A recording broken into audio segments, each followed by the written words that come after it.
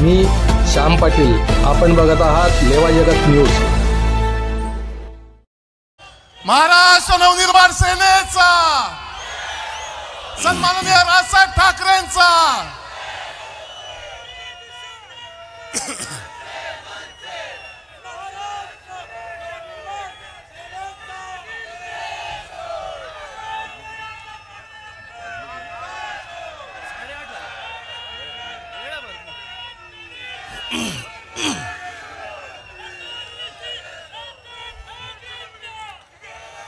जमलेल्या माझ्या तमाम हिंदू बांधवांनो, भगिनींनो आणि मातांनो,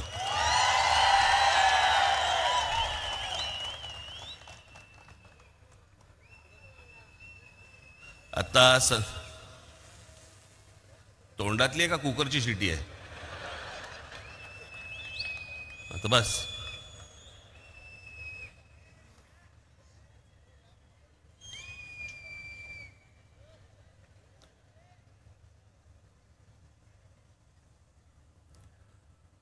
आज संध्याकाळपासून मला माहित आहे काहीतरी खोकला सुरू झाला मला। वातावरणच सगळं इतकं गढूळ झालेलं आहे सगळ्या बाजूनी।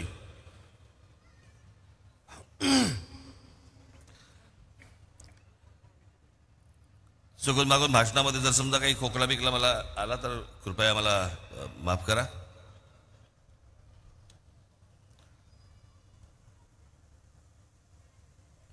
आज या 18व्या लोकसभेच्या निवडणुकीला आपण सगळेजण सामोरे जात आहोत।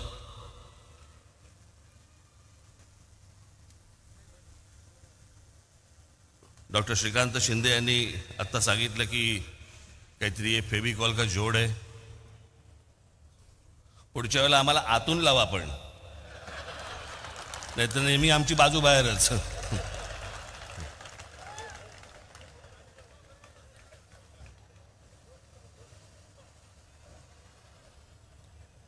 आज इथे ठाण्यामध्ये आल्यावरती आनंद मठामध्ये गेलो,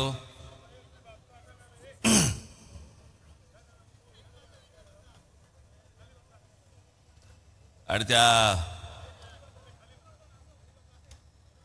आनंद मठात गेल्यानंतर सगळे जुने दिवस आठवायला लागले मला।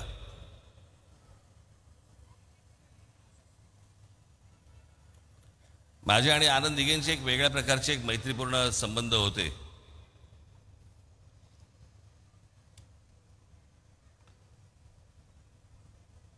आज त्या आनंद मठात गेल्यावरती मी त्यांना तेव्हा पूर्वी मी त्यांना सांगायचो, मी जेव्हा तिथे जात असे मी म्हटलं स्वच्छ ठेवा हो, कुठे आपलं कुंकू पडलंय, कुठे आपली ऊद पडली आहे, कुठे काय पडले सगळं असा, काही जे जुने लोक आहेत त्यांना माहिती असेल तिकडे काय परिस्थिती असायची, त्याच्यातच झोपायची।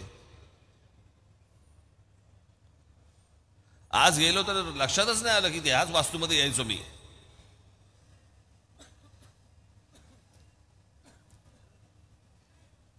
पण त्यांच्याबरोबर तेव्हा ठाणं फिरताना पण मजा यायची। टुमदार होतं ठाणं। बाळासाहेबांबरोबर लहानपणी मी किती आलो ठाण्यामध्ये,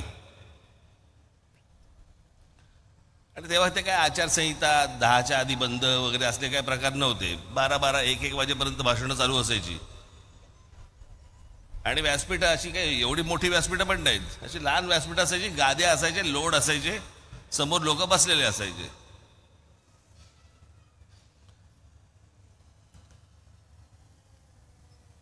आणि मग रात्री उशीर झाल्यावर ते दव पडणं, गाद्या त्या सगळ्या लोड ओले होणं, सगळं ते व्यासपीठ सगळं अख्खं ओलं असायचं, सगळे ते हार पडलेले असायचे। आणि एक टुमदार शहर ते व्हायला ते एक ठाणं होतं, त्याला तलावांचं शहर म्हणायचे। त्या तलावांचे शहर बुजवले गेले आणि नंतर टँकर सुरू झाले।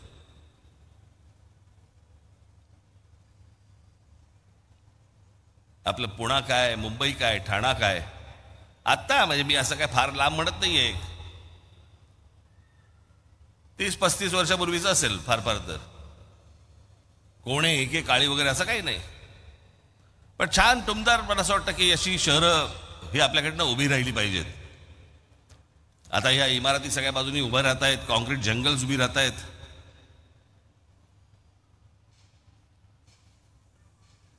हा जो ठाणे जिल्हा जो आहे ना, हा ठाणे जिल्हा या देशामधला मी तुम्हाला सांगतो, मी काय बोलतो तर तुम्ही लक्षात ठेवा. आज ही ठाणे लोकसभा कल्याण लोकसभेची संयुक्त ही सभा आहे.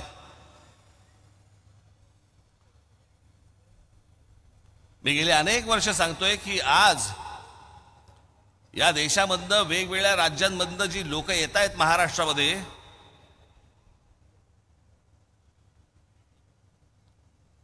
तुम्ही कितीही काम करा, कितीही रस्ते बांधा, कितीही पूल बांधा, कितीही काही करा, पण जोपर्यंत हे बाहेरचे लोंढे जोपर्यंत थांबणार नाहीत तोपर्यंत तुम्ही कितीही विकास केलात तरी या शहरांमध्ये काहीही घडू शकणार नाही.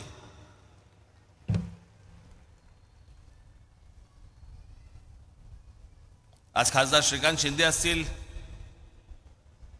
आणि भविष्यातले होणारे खासदार नरेश म्हस्के असतील, उद्या त्यांनी किती फंड आणले, काही आणलं. मी खास करून ठाणे जिल्ह्याबद्दल बोलतोय. मला वाटत नाही भारतामध्ये, संपूर्ण भारतामध्ये, कदाचित जगात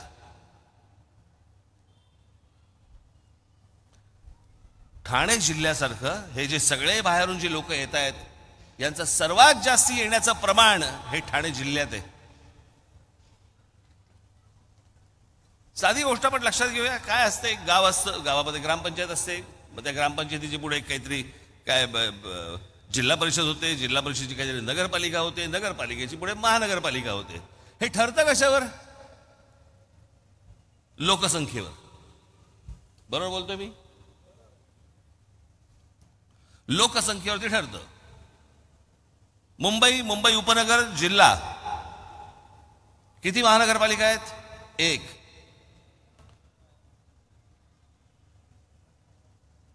पुणे जिल्हा किती महानगरपालिका आहेत? 2.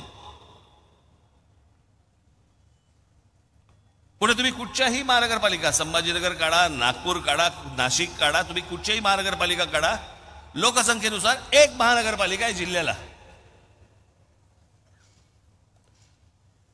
हा ठाणा हे एकमेव जिल्हा आहे ज्या एका जिल्ह्यामध्ये 7 ते 8 महानगरपालिका आहेत. एका जिल्ह्यामध्ये एवढ्या महानगरपालिका? इकडच्या लोकांनी तर लोकसंख्या वाढवली नाही. म्हणजे जे प्रमाण बाहेरून येण्याचं आहे हे प्रमाण सर्वात जास्ती हे ठाणे जिल्ह्यामध्ये आहे. ठाणे महानगरपालिका, नवी मुंबई महानगरपालिका, कल्याण डोंबिवली महानगरपालिका, मीरा भाईंदर महानगरपालिका, भिवंडी महानगरपालिका, त्याच्यात अजून कुठच्या राहिल्या? उल्हासनगर महानगरपालिका, वसई महानगरपालिका, अंबरनाथ महानगरपालिका. एका जिल्ह्यामध्ये इतक्या महानगरपालिका, म्हणजे विचार करा या जिल्ह्यामध्ये माणसं आली किती आणि येत आहेत किती.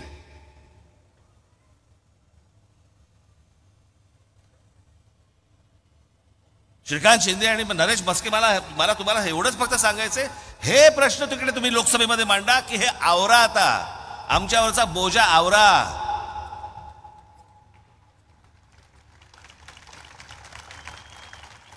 आम्ही उद्या इथे काही मेट्रो आणली, काही आणलं, काहीही आणायचा प्रयत्न केला तरी ते यशस्वी होणार नाही. कारण जोपर्यंत लोकसंख्या वाढते आहे तोपर्यंत हे पुरंच पडणार नाही. आणि ह्या सगळ्या महानगरपालिका सगळ्या विस्कटलेल्या आहेत, त्या अजून विस्कटून जाणार. जो मूळ राहणारा माणूस आहे, जो मूळ करदाता म्हणून ज्याला आपण म्हणूया, त्याच्या हाताला, नशिबाला काहीही लागणार नाही. ही 18वी लोकसभेची निवडणूक आपण लढवतो आहोत.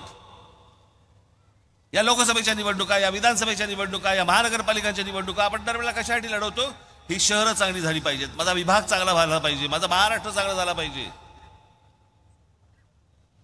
पण हे जर अशा प्रकारचे जर समजा बाहेरून येणाऱ्या माणसांची जर संख्या रोजच्या रोज वाढत असेल,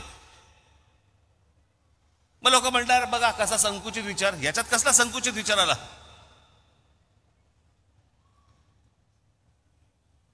महाराष्ट्र मराठी माणसांचा आहे, यामध्ये वादच नाही. पण या महाराष्ट्रामध्ये गेले अनेक वर्ष इतके अमराठी लोक राहत आहेत, जे मिळून मिसळून राहत आहेत, तेही आमचेच आहेत, महाराष्ट्रातले आहेत. अट फक्त एक, मराठी बोलता आलं पाहिजे.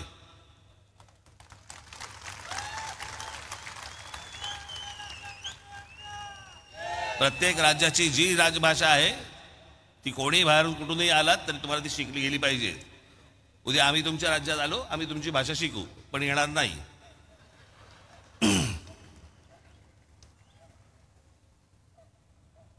आज हे सगळे मुद्दे मी काल माझ्या सभेमध्ये मी सांगितलं की ही एकमेव पहिल्यांदा मी लोकसभेची निवडणूक बघतोय, पहिली लोकसभेची निवडणूक ज्या लोकसभेच्या निवडणुकीला विषयच नाहीये. मी परवा म्हटलं ना, मला जेव्हापासून मला उमज जायला लागलं राजकारण, तो काळ साधारणपणे 75चा होता. 77ची पहिली निवडणूक त्या इमर्जन्सीच्या आणीबाणीच्या विरोधातली. 80ला पुन्हा इंदिरा गांधींची लाट आली, तो विषय होता. जनता पक्षाचा पराभव झाला. 84ला इंदिराजींची हत्या झाली.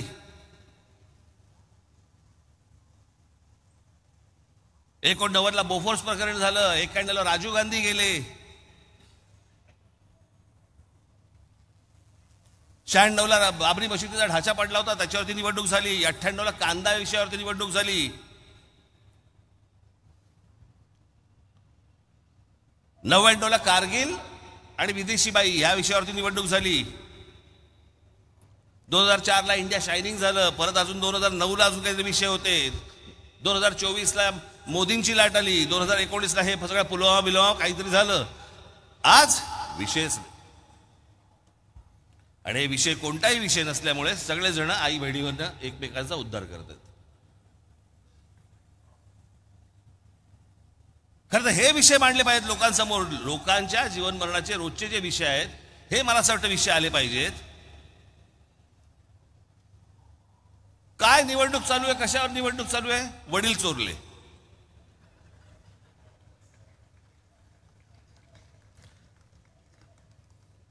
फोडाफोडीचं राजकारण मला कधी मान्य झालं नाही, कधी होणार पण नाही.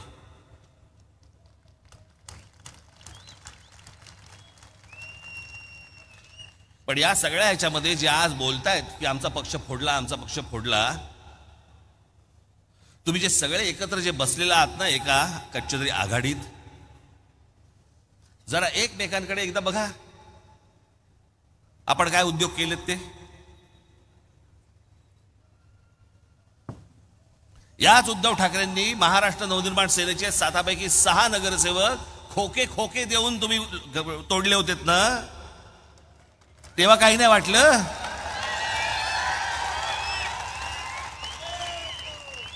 मागितले असते तर दिले असते.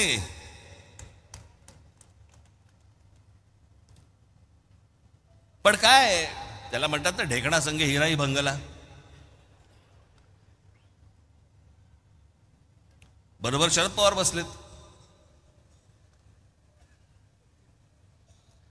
या फोडाफोडीच्या राजकारणाची या महाराष्ट्रामध्ये जर कोणी सुरुवात केली असेल तर ती शरद पवारांनी सुरुवात केली. पहिल्यांदा काँग्रेस फोडली त्यांनी.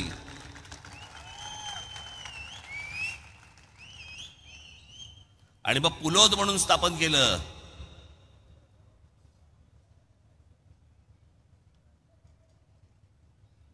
साधारणपणे 77-78 सालची 78 वगैरे सालची गोष्ट असली. पुलोद म्हणून स्थापन केलं. पहिल्यांदा या महाराष्ट्रामध्ये अशा प्रकारचं फोडाफोडीचं राजकारण पहिलं जे सुरू झालं हे शरद पवार साहेबांनी सुरुवात केली या गोष्टींची.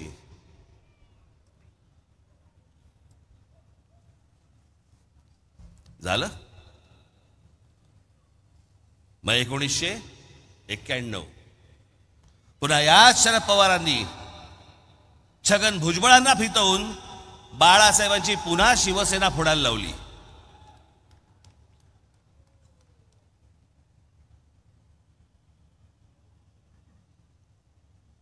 त्याला शिवसेनेचे आमदार फोडण्याचं काम याच शरद पवारांनी केलं होतं.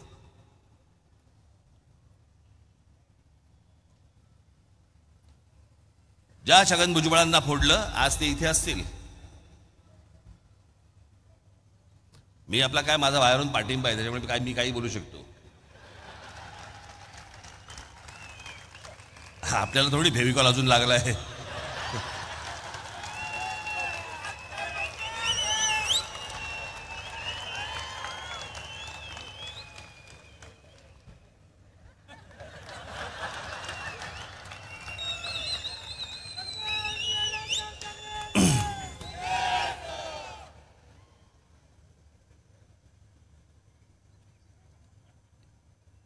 त्याच्यानंतर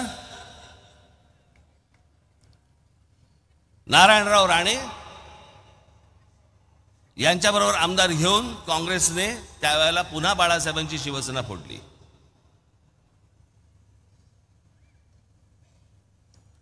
मला आजचं नेतृत्व तेव्हा कुठे टाहो फोडताना दिसलं नव्हतं.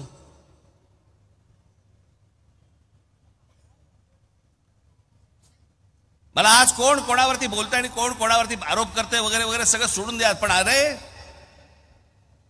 तुम्ही म्हणता ना माझे वडील चोरले, माझे वडील चोरले. ज्या वडिलांबद्दल जर एवढं प्रेम आहे,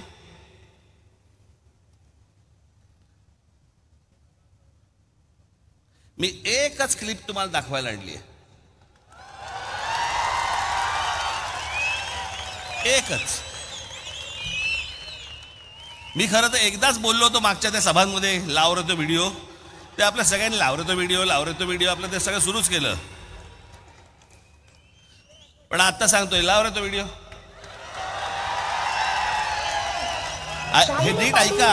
वय झालेल्या बाळासाहेब ठाकरेंच्या हातात, म्हणजे 80-85 वर्षाच्या म्हातारीच्या हातात तलवार देऊन काय उपयोग होणार आहे? हात थरथर थरथर थरथर करायला लागलाय आणि त्या हातात तलवार. तरुणी बाण पोरं काही गोट्या खेळायला गेलीत का? गेली काही गिल्ली दंडा खेळायला लागलीत का? ह्याच्यावर आग्रहलेख कधीच होत नाही. परत लाव.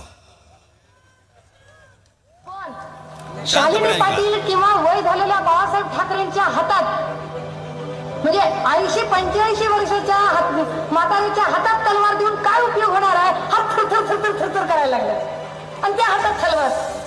तरुणी बाण पोरं काही गोट्या खेळायला गेलीत का? गेली काही गिल्ली दंडा खेळायला लागलीत का? ह्याच्यावर आग्रहलेख कधीच होत नाही. यांच्या अनेक क्लिप्स आहेत, मला त्यांच्या काही क्लिपमध्ये काही देणं घेणं नाही आहे. परंतु ज्या माननीय बाळासाहेबांबद्दल वक्तव्य करणाऱ्या या बाई 70-75-80 वर्षाच्या म्हाताऱ्याच्या हातामध्ये तलवार दिल्यावरती लटलटणारा हा हात, असं बोलणाऱ्या व्यक्तीला तुम्ही तुमच्या पक्षाची प्रवक्ती करता, तुमच्या पक्षाचे नेते करता आणि तुम्ही तुमच्या वडिलांवरती प्रेम आहे म्हणून सांगता.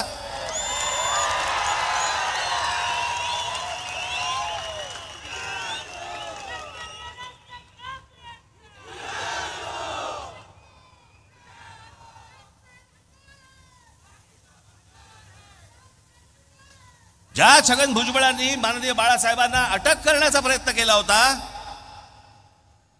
त्या छगन भुजबळांबरोबर तुम्ही बाहेर पडल्यावरती, भाजपनं फारकत घेतल्यावरती एका मंत्रिमंडळामध्ये तुम्ही मांडीला मांडी लावून बसता, तेव्हा वाटत नाही की माझ्या वडिलांना अटक करायला लावणारा हा माणूस, ह्याच्यावर मी बसणार नाही? वाटलं नाही तेव्हा?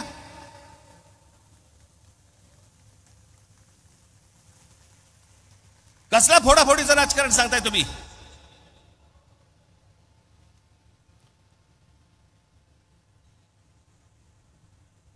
ही सगळी माणसं जी काय आज आहेत, एक गोष्ट तुम्हाला सांगतो, मी ज्या वेळेला पक्षातनं बाहेर पडलो, माननीय बाळासाहेबांना सांगून बाहेर पडलो.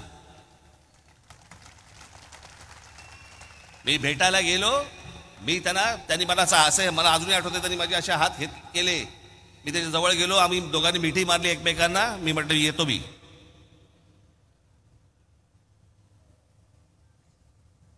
काय करणार आहेस? म्हटलं मला माहित नाही. पण एक निश्चित मनात होतं, माननीय बाळासाहेब ठाकरे सोडून कोणाच्याही हाताखाली काम करणार नाही.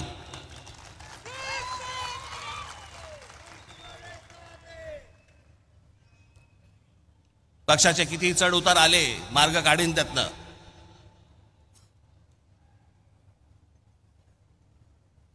यांनी काय पाहिलंय? मला असं वाटतं कुठेतरी मध्यंतरी ते सगळं सुरू होतं की ह्यांना सगळ्यांना सिंपती मिळाली. कसली सिंपती? 2-2.5 वर्षापूर्वीचा काळ काढून बघा.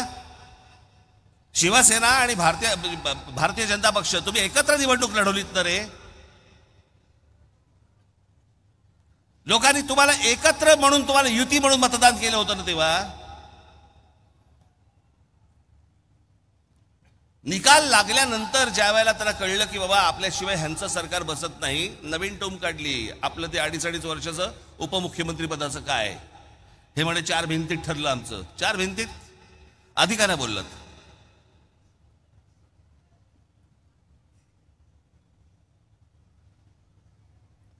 म्हणे अमित शहा आणि आमची म्हणे बैठक झाली एका खोलीमध्ये आणि तिकडे ठरलं की आम्ही 2.5 वर्षाचं आम्ही करणार. नरेंद्र मोदींची सभा झाली, तिथे हे व्यासपीठावरती उपस्थित नरेंद्र मोदी स्वतःच्या भाषणामध्ये सांगतायत की आमचा पुढचा मुख्यमंत्री देवेंद्र फडणवीस असणार. का नाही आक्षेप घेतलात? अमित शहाच्या सभेमध्ये व्यासपीठावर तुम्ही बसलेले होतात, तिथे अमित शहा म्हणाले आमचा पुढचा मुख्यमंत्री देवेंद्र फडणवीस असणार. का नाही आक्षेप घेतलात तेव्हा तुम्ही? निवडणुकीचे निकाल लागल्यानंतर तुम्ही सगळ्यांना जगाला सांगताय की माझ्याबरोबर 2.5 वर्षाचा करार केलेला. मग अधिकाऱ्यांना सांगितलं तुम्ही लाखो लोकांची मतं वाया घालवलीत आणि त्याच्यानंतर ज्यांच्या विरोधामध्ये तुम्ही निवडणूक लढवलीत त्यांच्याबरोबर जाऊन तुम्ही तिकडे विधानसभेमध्ये बसलात काँग्रेस आणि एनसीपी बरोबर.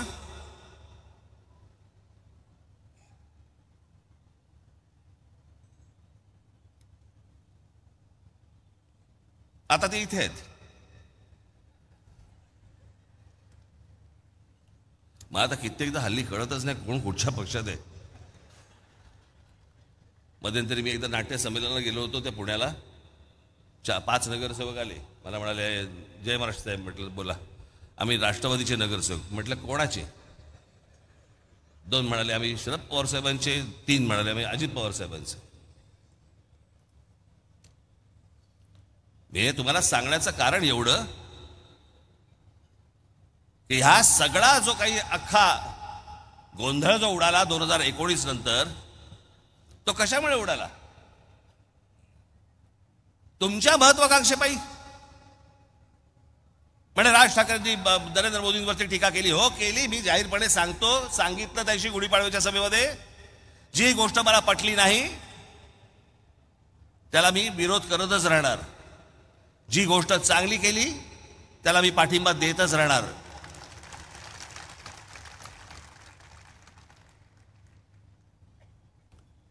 प्रश्नच येत नाही त्या गोष्टींचा. पण माझा विरोध हा मुद्द्यांना होता. मला काहीतरी मिळालं नाही म्हणून मी विरोध करत नव्हतो. आज आपण असं काढून बघूया. आज जे पेटलेत ना, आज उद्धव ठाकरे जे नरेंद्र मोदींच्या विरोधामध्ये जे बोलतायत, जर समजा 2019 साली भारतीय जनता पक्षाने मान्य केलं असतं की 2.5 वर्ष तुमची, बोलला असतात? आज जे बोलताय ते तुम्ही बोलला असतात? नसता बोललात, कारण पोट भरलं होतं. तुम्हाला जे हवंय ते तुम्हाला मिळालं असतं. पण जे तुम्हाला हवंय ते तुम्हाला मिळालं नाही म्हणून तुम्ही आज बोलताय. राज ठाकरेंचं तसं नव्हतं. मला मुद्दे नाही पटले. मला आजही अनेक मुद्दे मला पटत नाहीत, परंतु आज अनेक गोष्टी ज्या नरेंद्र मोदींनी केलेल्या आहेत त्या तुम्हाला मान्य कराव्याच लागतील.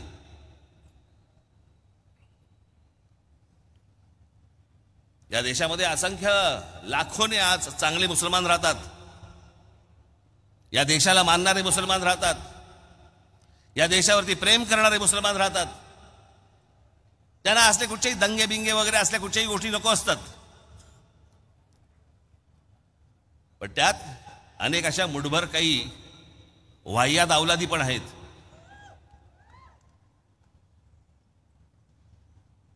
आज ही सगळी माणसं, जे काल झालं ना पुण्यामध्ये,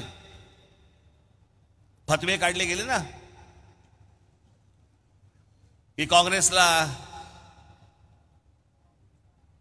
त्याच्यानंतर त्या काय उभाटा सेनेला त्यांना फतवे काढले की ह्यांना मतदान करावं, मुसलमानांनी मतदान करावं. का? कारण गेल्या 10 वर्षामध्ये वाह्यातपणा करायला, डोकं वर काढायला मिळालं नाही. तळमळतात, आतून तडफडतायत की जर डोकं वर काढलं आणि चेचलं तर. आणि त्याच्यासाठी म्हणून ह्यांचे हे सगळे पाठिंबे सगळे सुरू आहेत ह्याला देण्याचे. या देशाच्या सुरक्षेचा प्रश्न आहे. आज माझी श्रीकांत शिंदे, नरेश भस्के, मला तुम्हाला सगळ्यांना आणि महाराष्ट्रातल्या सगळ्या खासदारांना मला सांगणं आहे, हे फक्त मी तुमच्यासाठी आणलंय. कदाचित तुम्ही मागच्या माझ्या सभेच्या वेळेला विसरला असाल म्हणून मी तुम्हाला परत सांगण्यासाठी, दाखवण्यासाठी म्हणून मी फक्त तुम्हाला आणलंय. हे मी तुम्हाला जे दाखवतोय हे फक्त एका मुंबऱ्यातलंय. मी महाराष्ट्राचं बोलतच नाही, ठाणे जिल्ह्याबद्दल बोलत नाही, महाराष्ट्र बोलत नाही की देश बोलत नाही, फक्त मुंब्र्याबद्दल ही गोष्ट तुम्हाला सांगतोय. मुंब्रा परिसरात सिमी आतंकवादी संघटनेच्या 6 हस्तकांना अटक. 20 डिसेंबर 2001 रोजी संसद हल्ल्याप्रकरणी अबू अजमा याच्या मुंब्र्यातून अटक. संसदेमध्ये जो हल्ला झाला होता त्याचा जो गुन्हेगार सापडला तो या मुंब्र्यात सापडला. 16 मार्च 2002 हिजबुल मुजाहिद्दीनच्या 4 अतिरेक्यांना अटक. 23 जानेवारी 2004 नेत्याच्या हत्येचा कट रचल्याच्या प्रकरणी एका अतिरेक्याला मुंब्र्यातून अटक. गुजरात पोलीस चकमकीत ठार झालेल्या इशरत जहां शेख ही पण मुंब्र्यात राहत होती. 2016 मध्ये आयसिसच्या मुजबिर शेख हा मुंब्र्यात अमृतनगर येथे राहत होता. 17 एप्रिल 2003 रोजी लष्कर ए तोयबाच्या 2 अतिरेक्यांना अटक. 16 मे 2003 मुलुंड बॉम्बस्फोट प्रकरणी मोहम्मद नमुद्दीन या व्यावसायिकाला अटक. देशद्रोही कारवायांसाठी आत्ताच्या काळात झालेल्या अटका. सप्टेंबर 22 मध्ये मुंब्र्यातून देशविघातक कारवायांसाठी 4 पॉप्युलर फ्रंटच्या कार्यकर्त्यांना अटक. 2017 मध्ये ATSने याच मुंब्र्यातून 4 जणांना देशविघातक कारवायांसाठी अटक केली आहे. 29 ऑक्टोबर 2023 पॅलेस्टाईनला पाठिंबा देण्यासाठी मुंब्र्यात निदर्शने झाली. कुठं पॅलेस्टाईन, कुठे मुंब्रा? एप्रिल 2017 मध्ये मुंब्र्यात शामशाद शेख नावाच्या आयसिसची संबंध असल्यावरून अटक झाली. त्यावेळेला सामनामधून अग्रलेखात मुंब्रा हे कसं दहशतवाद्याचं स्थान बनत आहे यावर अग्रलेख पण लिहिला होता. आता नाही बोलणार. ऑगस्ट 2017 मध्ये मुंब्रा कौसातून ATSने मोठ्या प्रमाणावरती स्फोटकं हस्तगत केली, ज्यात 15 किलो अमोनियम नायट्राइट आणि 9 डिटोनेटर्स हे पण सापडले. ऑक्टोबर 2023 मध्ये मुंब्र्यातून लष्कर ए तोयबा आणि ISI शी संबंध असल्याच्या आरोपावरून मुंब्र्यातून काही तरुणांना अटक केली.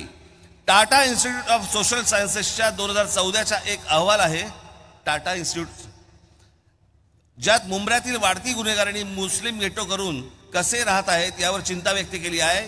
या अहवालातील मुद्दे ड्रग्ज आणि देशविघातक कारवायांमध्ये गुंतलेल्यांमध्ये इथे महिला मुली यांचं रोजचं आयुष्य धोक्यात आहे. हे सगळं आपल्या आजूबाजूला चालू आहे.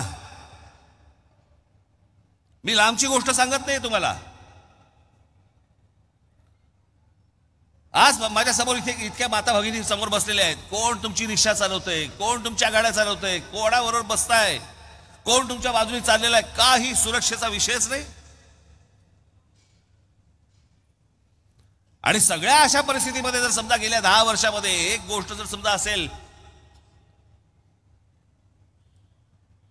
की जर समजा त्यांना वाटत असेल की नाही आपण जास्ती डोकं वर काढलं तर आपण चेचले जाऊ, हे चेचले जाऊ नये म्हणून आपण काँग्रेसला पाठिंबा दिला पाहिजे. हे काय प्रकारचं षडयंत्र सुरू आहे ना, ही गोष्ट पाहणं तितकीच महत्वाची आहे. माझ्या आमदार खासदार नगरसेवकांना माझं सांगणं आहे, तुम्ही सतर्क असले पाहिजे. तुम्ही या लोकांकडे सतत गांभीर्याने पाहिलं पाहिजे. याच्यामध्ये कधीही चांगला मुसलमान भरडला जाणार नाही याची देखील दक्षता तुम्ही घेतली पाहिजे. पण या सगळ्या गोष्टी करत असताना देशविघातक ज्यावेळेला शक्ती ज्यावेळेला अशा प्रकारे ज्यावेळेला कुठे कुठे काम करत असतात त्यावेळेला आपल्या लोकप्रतिनिधींचं तिकडे लक्ष असलं पाहिजे. विकासाबरोबरच सुरक्षा हा देखील तितकाच महत्वाचा विषय आहे. तो मला असं वाटतं येणाऱ्या भविष्यातल्या ह्या सर्व मंडळी हे आपापले सगळे मतदारसंघ चांगल्या पद्धतीने सांभाळतील या एका अपेक्षेसाठी म्हणून मी याची ही सभा घेतलेली आहे.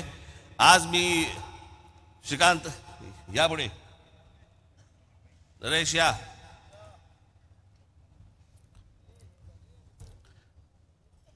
येणाऱ्या 20 मे रोजी जी आपली 18वी लोकसभेची निवडणूक होणार आहे तेव्हा ठाण्यामधनं श्री नरेश म्हस्के आणि कल्याणमधनं श्री श्रीकांत शिंदे याला आपण प्रचंड मताने आपण विजयी करावं. आज जे मी काही सांगितलंय त्यातला अजून पुढचा भाग हा मी त्यांच्यावर बसून बोलीन, पण त्यांच्याकडनं योग्य काम होईल ही आशा अपेक्षा बाळगतो आणि आपणा सर्वांची मी रजा घेतो. धन्यवाद.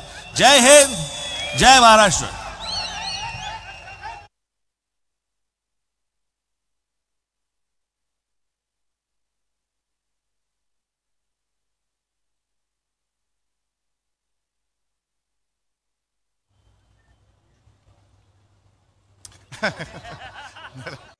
लेवा जगत यूट्यूब चॅनलमध्ये आपलं स्वागत आहे.